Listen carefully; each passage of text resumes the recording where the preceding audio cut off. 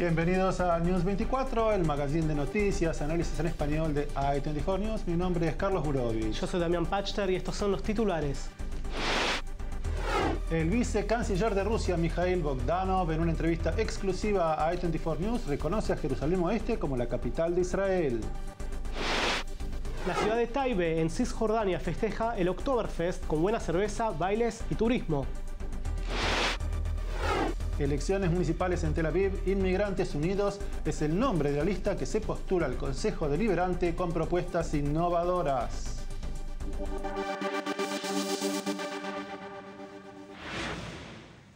Tres hombres que sabían demasiado. ¿Qué tienen en común? Un periodista saudí crítico del régimen del príncipe Ben Salman entra al consulado de su país en Turquía, es asesinado y desmembrado. El presidente de Interpol, la organización policial más grande del planeta, desaparece en China y el mundo se entera una semana después que ha sido arrestado por el gobierno. Y un opositor al gobierno venezolano señalado como partícipe del intento de asesinato contra el presidente Nicolás Maduro se cae del 10º piso del cuartel del SEBIN en Caracas. El poder del individuo frente al poder del Estado, los hombres que sabían demasiado, el informe de Damián Pachter. Una serie de misteriosas muertes y desapariciones conmocionan a la opinión pública internacional. Desde Europa hasta Rusia, Oriente y Occidente, se refuerza la idea que nadie está tan seguro como lo piensa y si un Estado pone en sus listas a un individuo, la posibilidad de salvarse es prácticamente nula. El periodista saudí Jamal Khashoggi, columnista del Washington Post y un duro crítico de la familia real de los Al Saud, ingresó al consulado de su país en Estambul, Turquía, a las 13 horas y 46 minutos del martes 2 de octubre. Fue la última vez que se lo vio con vida y su entrada fue captada por las cámaras de seguridad. Iba a buscar documentación relacionada a su divorcio mientras su actual pareja aguardaba en las afueras del complejo diplomático. No hay registros de la salida del periodista, al menos voluntariamente. Al día siguiente, el hecho se dio a conocer a través de las autoridades turcas, revelando un video con un grupo de 15 sauditas arribando desde el aeropuerto al consulado el mismo día de la desaparición de Khashoggi. Utilizaban una camioneta negra con patente diplomática, que fue luego conducida a la residencia consular. Las estimaciones son que Khashoggi fue interrogado por presuntos miembros de la inteligencia saudí, torturado y desmembrado en el interior de la sede diplomática. Hasta la fecha, se desconoce su paradero y la desaparición ya repercute en las relaciones de Occidente con Arabia Saudita. Meng Hongwei se despidió de su esposa el 29 de octubre y partió a su país natal, China, pero nunca volvió. Su desaparición trascendió una semana más tarde y hubiera pasado desapercibida si Hongwei fuese un simple ciudadano común. Sin embargo, Hongwei era el presidente de la Organización Internacional de la Policía Criminal, mejor conocida como Interpol. Una semana más tarde, el organismo internacional publicó un comunicado oficial donde requería información acerca de su presidente. Al día siguiente, anunciaron la renuncia de Meng Hongwei como presidente de Interpol. Pasaron días hasta que el gobierno comunista de China admitió que el alto funcionario, que también se desempeña como viceministro de Seguridad Pública del PC, se encontraba en su territorio, detenido y siendo investigado por violaciones a la ley. Hasta la fecha no hay registro visual alguno ni prueba de vida de Hongwei, mientras una pregunta subyace en este contexto. Si hasta el presidente de Interpol desaparece sin dejar rastros, ¿qué le queda al ciudadano común? En Venezuela, Fernando Albán, un dirigente opositor quien el gobierno encarceló por su presunta participación en el intento de asesinato de Nicolás Maduro en agosto, murió bajo circunstancias sospechosas en el cuartel general del Servicio Bolivariano de Inteligencia, el SEBIN.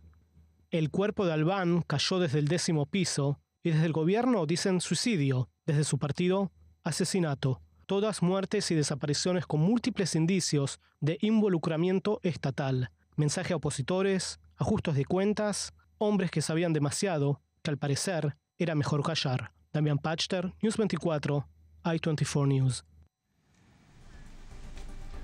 En el reino de la impunidad debemos mencionar la muerte del fiscal Nisman, que también por saber demasiado y querer hacer pública su investigación sobre el memorándum que firmó el expresidente Kirchner con Irán, fue asesinado en enero del 2015. En el próximo bloque, el vicecanciller de Rusia, Mikhail Bogdanov, en una entrevista exclusiva a i24 News, reconoce a Jerusalén Oeste como la capital de Israel.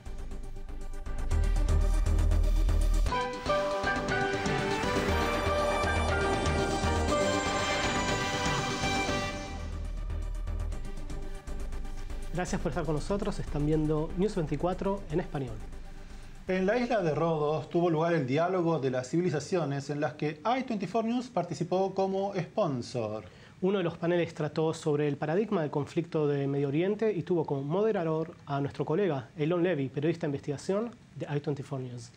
Además, Eylon tuvo la oportunidad de tener una entrevista exclusiva con el vicecanciller de Rusia, Mikhail Bogdanov, y está aquí en el estudio con nosotros para contarnos acerca de esa reunión. Eylon, ¿cómo podrías describir a Mikhail Bogdanov? Hola, Carlos. Sí, Hola. Nosotros tuvimos la oportunidad muy excepcional de hacer una entrevista con el señor Bogdanov. Él es una de las figuras más importantes en la política exterior de Rusia. Es el vicecanciller de Rusia, pero también es el enviado personal del presidente ruso al Medio Oriente. Así que ha hablado con todos los líderes y todas las importantes más, todas las los personajes más importantes en la región. La entrevista comenzó hablando del incidente que provocó el derribamiento del avión ruso por parte del ejército sirio cuando disparó misiles tierra-aire contra aviones de la Fuerza Aérea Israelí.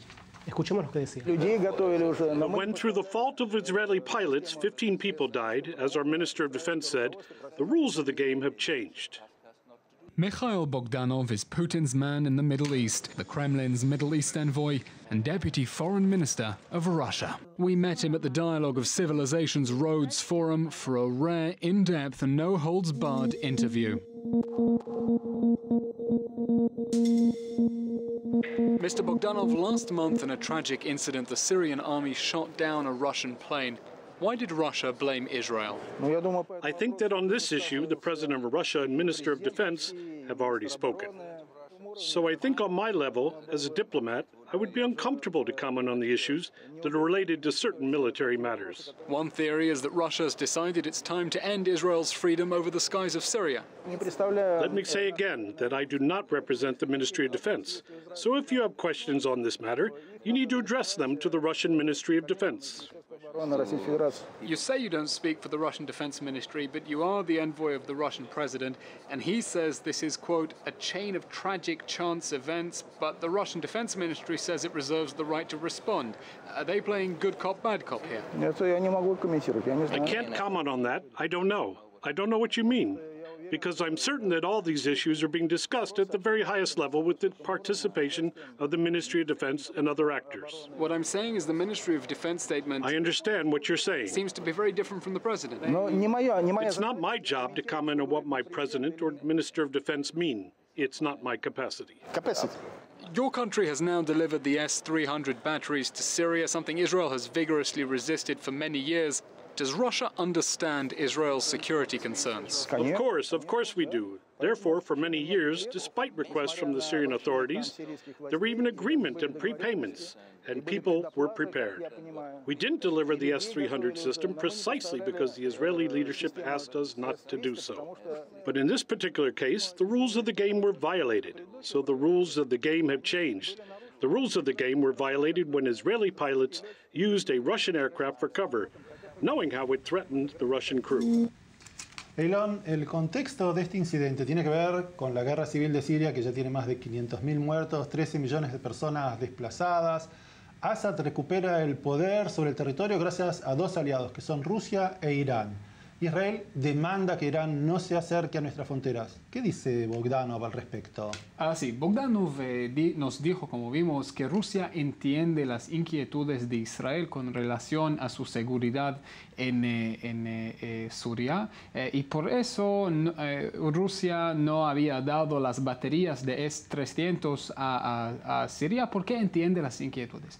Dicho eso, insistió en que Siria es una nación soberana y por eso tiene el derecho de tener fuerzas iraníes sobre su terreno, aun si a Israel no le gusta eso. Escuchemos vamos a Bogdanov. Esto le decía Bogdanov a Eylon al respecto de la presencia rusa e iraní en Siria.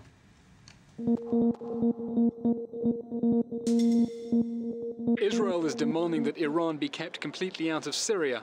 On what grounds? On what grounds are you demanding this?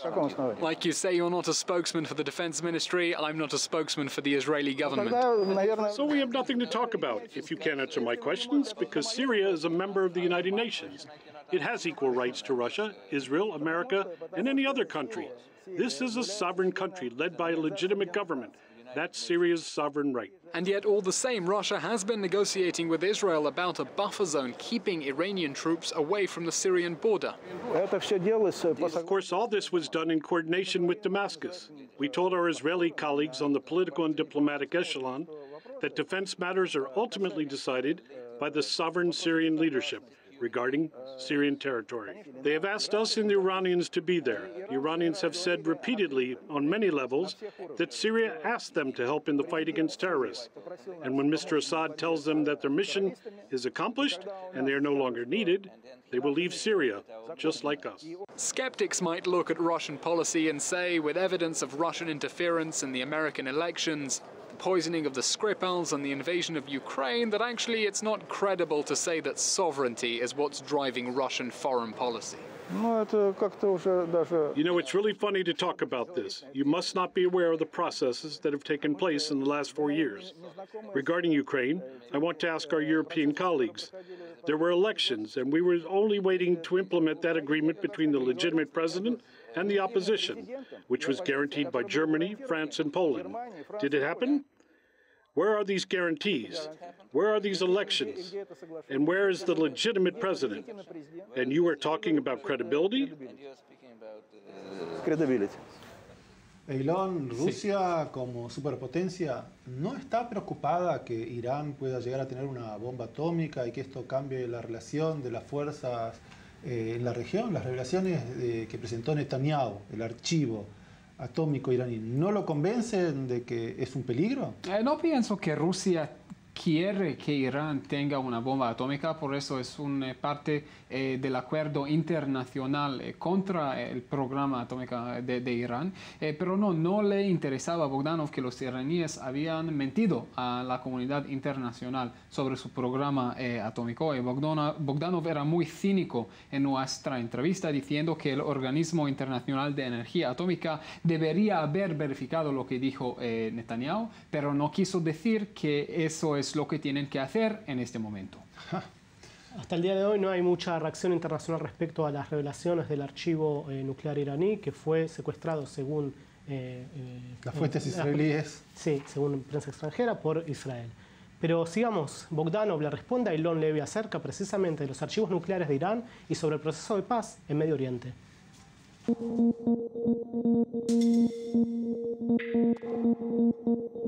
Earlier in the year, when Prime Minister Netanyahu revealed nuclear archives and material stolen from Tehran, he showed incontrovertible evidence that Iran hid the fact it was trying to build a nuclear bomb.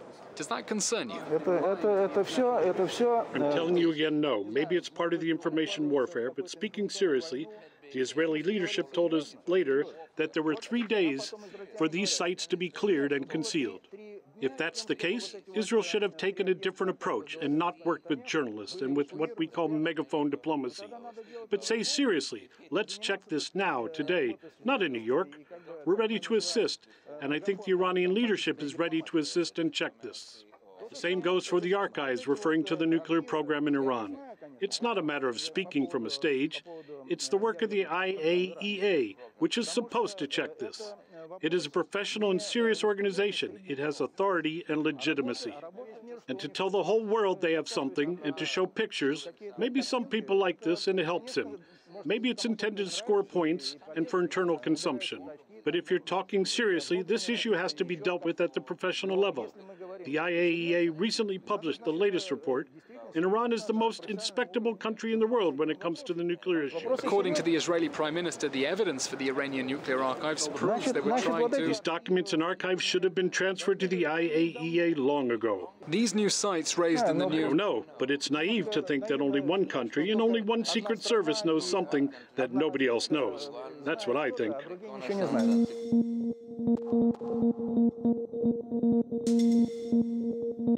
If the Israeli leadership appeals to the United Nations on Iran, it has to appeal to the United Nations on Palestinian issues too. how to solve the Palestinian issue. Israel is not doing what it should be doing, according to the Security Council and the Security Council resolutions. Do you think the policy changes of the Trump administration could have a positive, constructive effect in the Middle East? I think, on the contrary, the new U.S. administration is working to undermine the legal basis for resolving the Palestinian-Israeli conflict, and on the basis of establishing two states that would live more or less in peace and secure conditions with each other.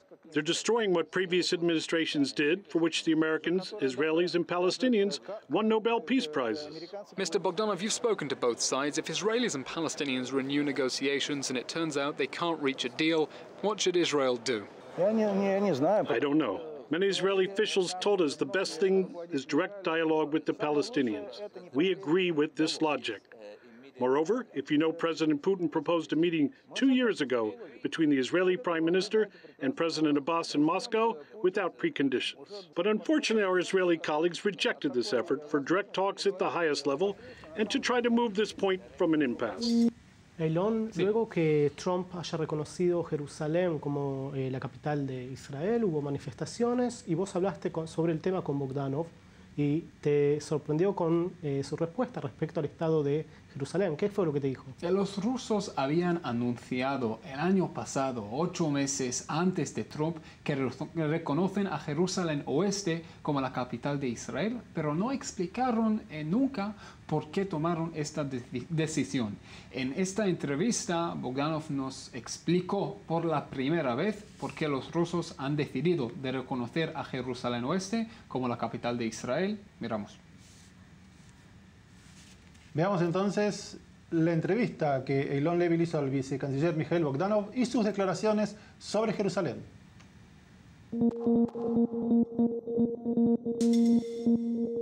Last year, Russia surprised Israel by recognizing West Jerusalem as Israel's capital.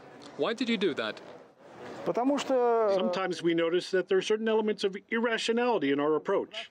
As you know, many years ago, we gave early recognition to a Palestinian state on the 1967 lines with the capital in East Jerusalem.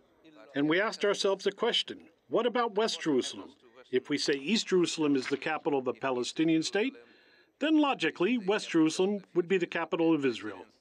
Every day I went from Tel Aviv to Jerusalem in order to meet the leadership of Israel. Therefore, it was logical to come to the conclusion that East Jerusalem, how you say, God willing, would be the capital of Palestine, and West Jerusalem would be the capital of Israel. Logic. If it's illogical not to recognize West Jerusalem as the capital of Israel, why is it logical to keep the Russian embassy in Tel Aviv? The transfer of the embassy, I think, is a technical issue, but I think it needs to be resolved in a balanced way. We have recognized East Jerusalem as the capital of Palestinian state. Can we transfer our representative office in Ramallah, which is not yet an embassy, to East Jerusalem? We support a balanced policy. If we transfer our embassy to West Jerusalem, which we recognize as the Israeli capital, what should we do with East Jerusalem, which we have recognized as the Palestinian capital? Okay, Mr. Bogdanov, when are we seeing you next in Israel? I hope that quite soon. Hopefully. Thank you very much. Thank you. Elon, ¿tenías algo interesante para comentar, para remarcar sobre la entrevista con Bogdanov? Sí, pregunté a Bogdanov si Rusia va a presionar a otros países a reconocer a Jerusalén Oeste como la capital de Israel. Dijo, no, es para los otros países decidir, pero si países europeos reconocen a un Estado palestino y a Jerusalén Este como su capital, sería lógico reconocer al Oeste como la capital de Israel también. Elon, muchísimas gracias. Felicitaciones por la entrevista. Ya regresamos con News 24 en español.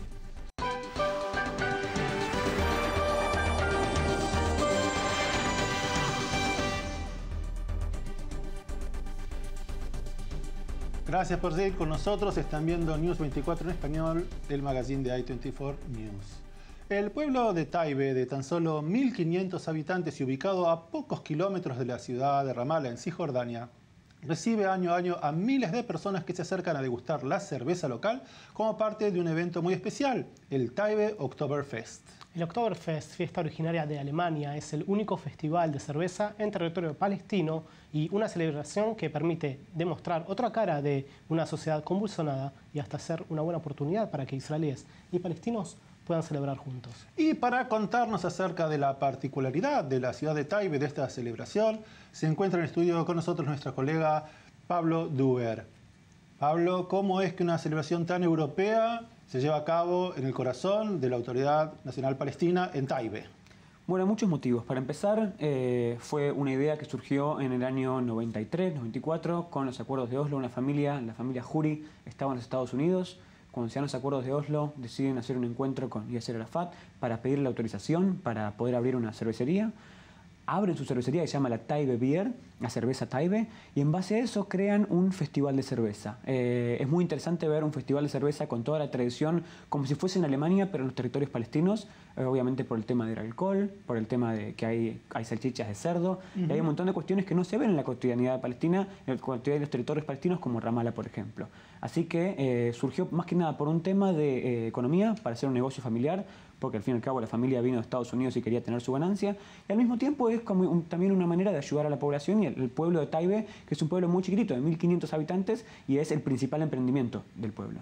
Entre esos 1.500 también hubo agregados turistas latinoamericanos que fueron allí. ¿Vos pudiste hablar con un par de ellos? Absolutamente, había de todo. Más allá de turistas latinoamericanos, había delegaciones de diplomáticos, turistas, como decís, israelíes, como decías antes también. Los latinos, sí, había varios, se hicieron sentir muchos latinos cristianos. Algo que es importante marcar es que Taibe es una ciudad, la única ciudad, según su exalcalde y el fundador de la cervecería, 100% cristiana de lo que es Israel y los territorios palestinos. Entonces muchos latinos cristianos también, que están en distintas partes de tanto de Israel como de los territorios. En Belén, por ejemplo, muchos latinos de Belén o Jerusalén se acercaron y estaban muy sorprendidos y muy alegres, porque para quien vive en la cotidianidad, en su día a día, en los territorios palestinos, es una situación bastante distinta a lo que se ve en un festival de cerveza. Claro. Entonces sí, se sorprendieron con la alegría, se sorprendieron con la festividad, con el clima este festivo que decíamos recién, y también les da como un poco la posibilidad de ver otra cara de los palestinos, de ver palestinos distintos, palestinos cristianos y palestinos celebrando. Veamos entonces el informe sobre Oktoberfest en Taibe que nos preparó Pablo Duer. En esta época del año, miles de turistas inundan las calles y llenan los bares de ciudades como Múnich o Berlín, con motivo del Oktoberfest, un festival de cerveza celebrado internacionalmente. Sin embargo, existe otro lugar, mucho más discreto e inesperado, que tiene su propio y no tan humilde festival de cerveza.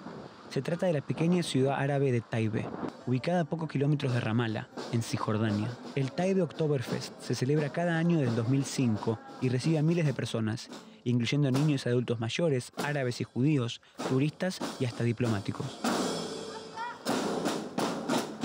Para los locales es una buena oportunidad para beber alcohol sin problema y comer comidas que no abundan en otras ciudades palestinas.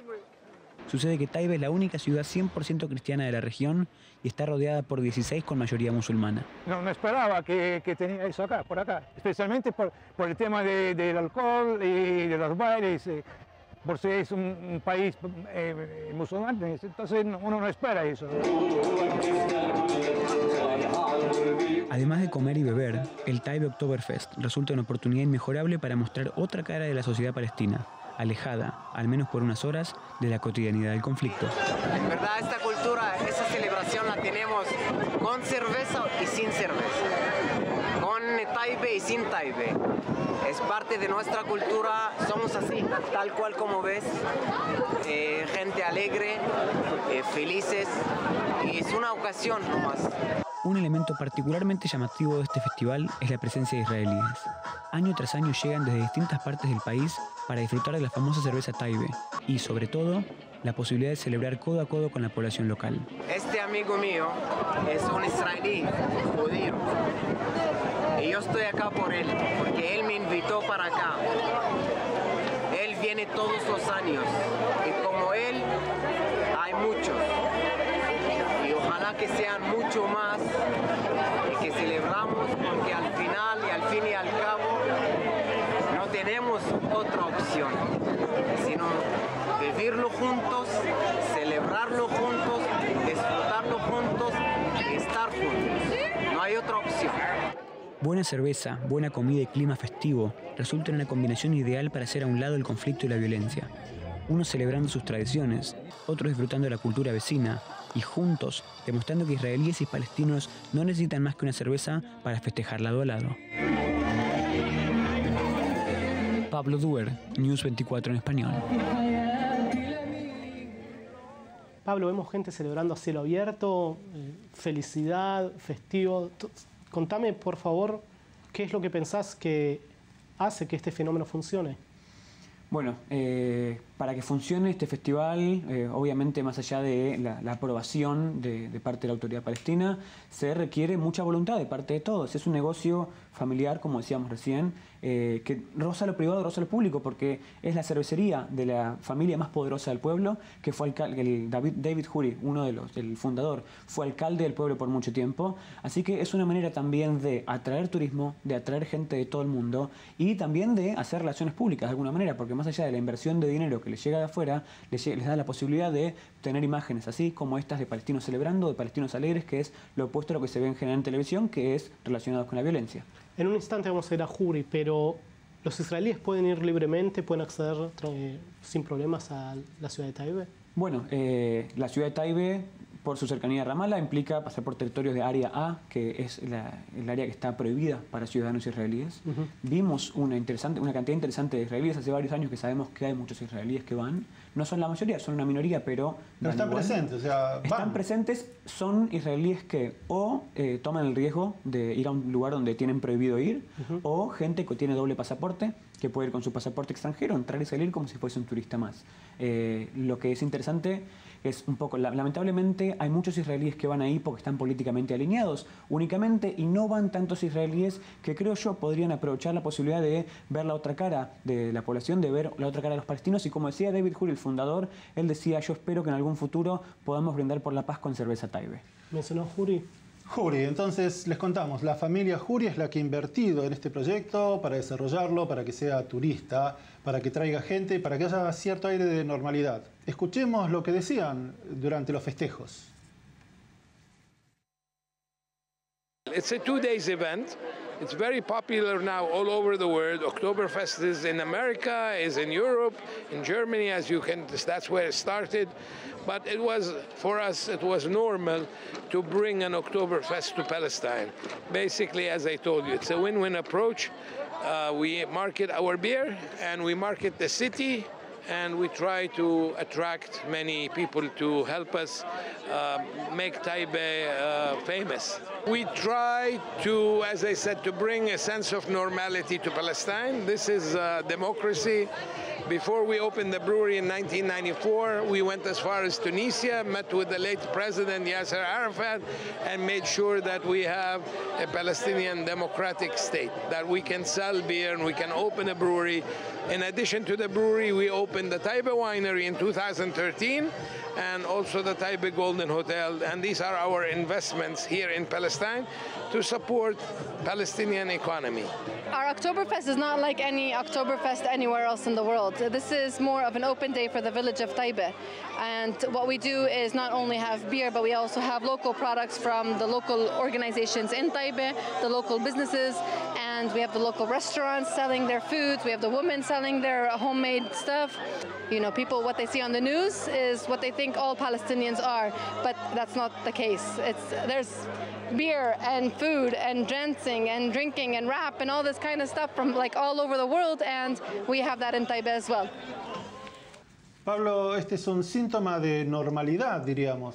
¿Se puede replicar en otras áreas de la autonomía palestina con los israelíes?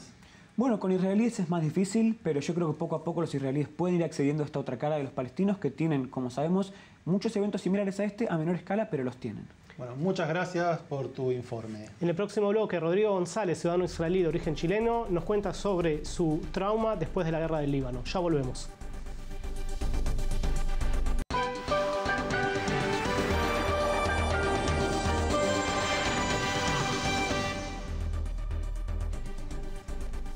Gracias por seguir con nosotros. Están viendo News 24 en español. Rodrigo González, ciudadano israelí de origen chileno, hace poco tuvo la oportunidad de que se vea en Israel a través de un documental que preparó el canal 10 de este país, que se llama La batalla que nunca termina. Y en él relata los efectos de postrauma que le quedaron de la guerra del Líbano del año 2006. También se suma a una lista de integrantes de inmigrantes que se postulan para el Consejo Deliberante de Tel Aviv, y tienen propuestas para cambiar distintos aspectos de la sociedad. Rodrigo, antes de tocar la política, hablemos un poco de tu vida personal. ¿A qué edad llegaste a Israel? ¿Por qué vinieron a Israel? Bueno, yo llegué a Israel cuando yo tenía 11, 12 años de Chile, de Santiago de Chile. Llegamos porque en esos años eran los últimos años de Pinochet en Chile, estamos hablando de los años 90. La situación para el judío estaba súper mal y la Sochnut le ofreció a mi mamá y a mi papá, porque ellos eran judíos, vénganse a Israel, tenemos un plan para gente que llega a Sudamérica, llegan al kibbutz, esa idea que había en los años 90 del kibbutz, se llegan acá, pueden recibir educación y todas esas cosas. Y mi papá tomaron la idea en dos manos. ¿Y a qué se dedicaban tus padres allá? ¿Cómo? ¿A qué se dedicaban? Mi mamá en ese tiempo era profesora de tenis. Mi mamá desde que nació era una muy buena jugadora de tenis. Ustedes saben, los chilenos somos... Sí. Y mi papá trabajaba, realmente sí que no me acuerdo muy bien, pero trabajaba en una empresa de petróleo, algo por el estilo. Mi papá trabajaba. Dos preguntas ahora entonces. Una, contanos a qué kibbutz llegaron y cómo llegaste a quedar... ¿Qué pasó en la guerra del 2006 que el documental que se llama La última batalla cuenta? Bueno, tratemos de hacerlo cortito, ordenado. Pero sí, también más ordenado que se puede. Cuando llegamos a Israel, llegamos a Yad Mordechai, el kibbutz en el sur, pero después de ahí empezamos a pasar unos cuantos kibbutz, porque bueno, esa es una de las otras cosas que también me conecta a la cosa de política que vamos a hablar después. De todas esas cosas de Olim y gente que llega de Sudamérica o fuera del país de Israel, pero pasamos de ahí a Mordechai, pasamos después para Ilón, a Damit, a Namifrat, y ahí pasé con mis papás un montón, pero al fin cuando tuve 18 años me entré al comando de Golani, al Sayeret Golani, hice el ejército como combatiente y ahí al 2006 salimos a la guerra. ¿Y entonces qué pasó ahí? Cambió el cuento. ¿Te volviste israelí por completo? Ahí sí, ahí ya mi mamá, tú sabes que mi mamá... Ya en el ejército estimo que... Sí. Para los que no saben, Sayeret Golani es la unidad de élite de la infantería, uno de los 3 cuerpos de infantería del ejército de Israel. Sí, y bueno, eso, tú sabes que mi mamá, cuando empezamos a filmar la película, una de las primeras cosas que dijo, que solamente después de la guerra, ella se sintió realmente por primera vez israelí. Que fue ahí, entendió qué es ser israelí, qué es vivir con eso. La presión que afecta a la ciudadanía israelí día a día. Y hace también los papás y a todos nos hace como, digamos, a empezar de maneras diferentes y a ser un poquito más agresivo y quizás a ser un poquito más así, que se mueve con nervio. Y bueno, cuando volví de la guerra tuvimos allá unas cuantas situaciones súper difíciles. Tuvimos 10 días, bueno... Me gustaría que la gente pueda ver la película. La película se puede ver, la película el que la puede ver en hebreo, la puede ver en el sitio del canal Días de Israel, pero contanos qué es para vos días súper difíciles, a qué te enfrentaste y qué te dejó eso que después te dejó tan marcado. Mira, nosotros estuvimos en una situación en Debel. Debel es un lugar 8 kilómetros dentro de Lebanon.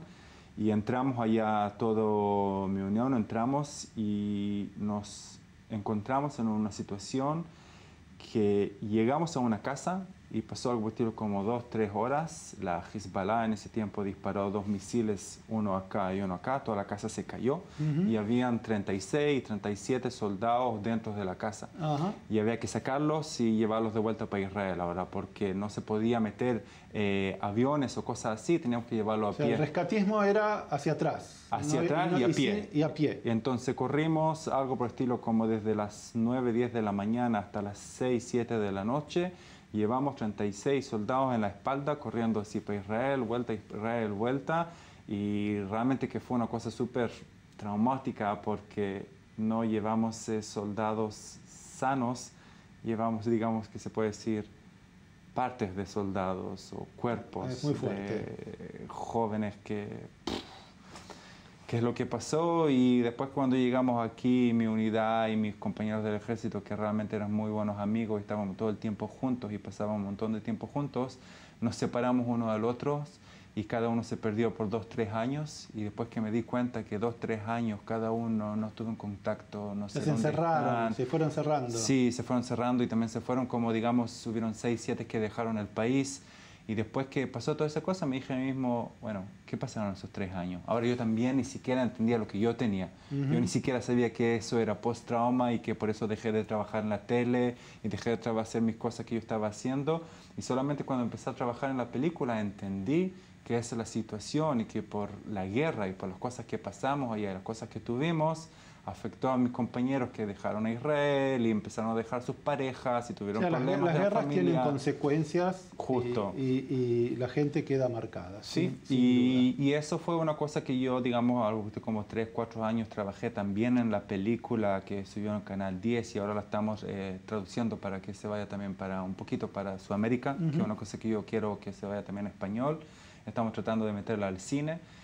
Pero los 3 últimos años he trabajado y he hecho un montón de cosas que tienen que ser por los soldados que vuelven de la guerra. O sea, colaborás para que de alguna manera los otros no pasen lo mismo que te pasó a vos. Sí, que también la gente lo conozca, porque en Israel es como que, digamos que los soldados van a la guerra y todos dicen, ah, qué lindo, ah, qué bien, pero cuando vuelven todos se olvidan de dónde estuvieron y qué es lo que pasaron allá. Y esa situación es una situación que hay que cambiarla. Yo creo que aquí en Israel...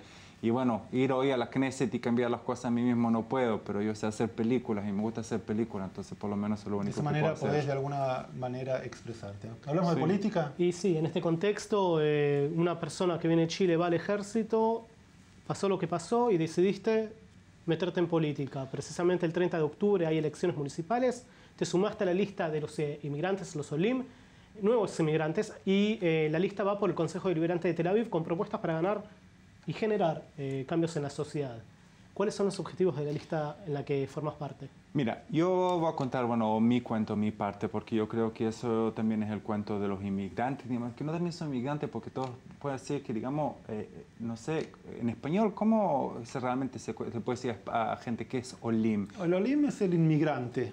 Pero Olim es como, digamos, una cosa que es más conocido por la cultura de Israel, porque no hay ningún lugar diferente en el mundo que se hace aliyá. Sí, es cierto. En Israel está todo más institucionalizado. Tenés cuerpos, órganos del Estado que te ayudan en ese proceso. Muy bien. Y eso es una cosa que pasa en el país. Pero digamos que si esta cosa pasa en Tel Aviv, no pasa. Lo que pasa en Tel Aviv es que pues, cada año nosotros vemos que algo como 3.000 personas, 3.000 jóvenes nuevos llegan a Tel Aviv. Ahora, después de casi un año, todos esos 3.000 jóvenes dejan Tel Aviv. Digamos, no tienen aquí dónde sentarse, no tienen dónde estudiar, no reciben ninguna cosa. ¿Otra vez el número, Rodrigo, de 3.000? 3.000 inmigrantes, jóvenes. Sí, pero no sé, para mí es un poquito difícil decirme inmigrante porque lo voy a seguir llamando Olim, porque la gente, los 3.000 Olim llegan de Francia, de Estados Unidos, de Rusia, y ellos llegan con cuerpos y con cosas ordenadas, ellos llegan con un cuento que, digamos, nosotros tenemos que llegar acá a Israel y vamos a recibir así, así, así, así, y al momento que llegan acá esas cosas no son de verdad. Justo el año pasado cerraron un Ulpan aquí en Neve Tzedek. Ulpan es para aprender hebreo. Justo que son una de esas partes del programa y eso del proyecto, digamos, que traer aquí los Olim, y de repente esa cosa no hay. Otra cosa que pasa es que mucha gente, o digamos muchos jóvenes, llegan para pasar a hacer el ejército. Ahora, cuando uno entra a hacer el ejército, es muy lindo y muy bueno hacer el ejército, pero otra vez llegamos a ese cuento que tú después que pasan esas cosas tienes que llegar a una casa, tienes que sentir una parte de algún lugar o una familia. Y mi compañero Boris Schindler, que es el número 2... Estamos viendo la imagen de la lista. Sí, que es el número 2 de la lista y realmente el que trajo esa idea muy linda de concentrarse solamente en Olim, que a mí en el momento que me contó al tiro le dije, dale, yo estoy contigo. A mí me encanta ese, porque las dos cosas que yo creo que son más importantes y las cosas que me convenció a mí cuando me contó el cuento es que primero que nada él quiere la lista, quiere tratar de abrir una plataforma para que pueda recibir los Olim que llegan acá. Para que tengan a quien dirigirse cuando necesitan ayuda o apoyo, que los dirijan o que los guíen. Y otra cosa muy importante que ellos quieren hacer, o que se quiere hacer en la Reshimá, es tratar de enseñar a los israelíes que ya están viviendo acá cómo recibir gente diferente. Que yo creo que esa es la cosa que es más importante y que más me tocó, porque cuando yo llegué a Israel, yo pasé tantos kibbutzim, pasé tantos lugares y me tomó tanto tiempo hasta que llegué y encontré mi casa, que bueno, hoy es en Tel Aviv, ya estoy viviendo en Tel Aviv casi 20 años, entonces que es mi casa. Yo creo que es tan importante enseñarle a gente que está viviendo acá qué es una persona que llega de otro lugar y qué es que viene con otra cultura, con otros experiencia modales, de estar sin mamá, sin papá, sin lugar, sin conocer la cultura, sin idioma. Y eso yo creo que es una cosa que hay que solamente acordarle a la gente, que Israel es un país que hace aliyah. Y si nosotros somos todos inmigrantes de alguna manera. Se puede decir, sí. Yo siempre digo que soy como un inmigrante. Rodrigo, en títulos, si tendrías que enumerar 3 dificultades, las más importantes que enfrentan los inmigrantes, los olim, al llegar a Israel, ¿cuáles son y cómo proponen solucionar esos temas? Mira, yo creo que las dos que dije son realmente la educación, que a mí me encanta la idea esa, que la Reshimá quiere tratar de enseñar al israelí que ya está viviendo acá, que quiere abrirle la cabeza y mostrarle que está llegando una persona fuera del país, que es una parte de la cultura israelí, a hacer esa aliyah, y quiere mostrarle y decirle, mira, lo que se necesita es un poquito de paciencia. Lo que necesita es que tú logres entender que está llegando esta persona y ahora él va a pasar 1 año, 2 años muy difícil. Entonces trata de ser más paciente, trata de ser más abrir la cabeza, ofrecerle lugares de trabajo, ofrecerle lugar donde puedan estudiar, donde puedan dormir, tratar de encontrarle las cosas. Tengo una pregunta que tiene que ver, por ejemplo, muy cortito. La reválida de los títulos yo creo que es un tema también en el que los inmigrantes necesitan ayuda. El título reconocido en la universidad o una profesión en el extranjero cuando llegan acá no siempre es validado. Pero eso yo creo, mira, también es una cosa que se está tratando de tocar hoy y también tratando de hacer que sea una parte de la lista y tratando de entenderlo.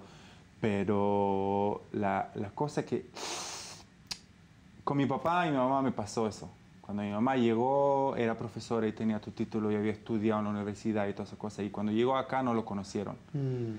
Y bueno, y eso otra parte de que la cultura tiene que entender que cuando llega uno lee, él llega con sus cosas, entonces ¿por qué no recibir a la persona como es, como llegó? ¿Por qué tratar de cambiarlo? ¿Por qué tratar de tratarlo como una persona diferente? Y eso son justo esas cosas que yo creo que lo más que logremos, y por eso yo creo que Boris Schindler hizo una cosa enorme este año con esa elección, cosa enorme, eso que tenemos una Reshimá, una lista, y vemos todo un grupo franceses, rusos, de Estados Unidos, hay gente realmente de todos los lugares que vienen y dicen, miren, hay gente diferente, ¿y por qué que no los recibimos igual que todos?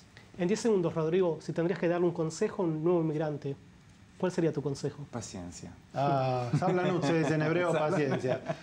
Muchísimas gracias. Le deseamos éxito en las elecciones municipales en Tel Aviv. Y a los nuevos inmigrantes y a los israelíes, paciencia, hay que tener paciencia en este país. Claro. Damián, hasta la semana que viene. Nos vemos la semana que viene. Hasta la semana que viene. Muchas gracias. Un gusto haber estado con nosotros. Gracias.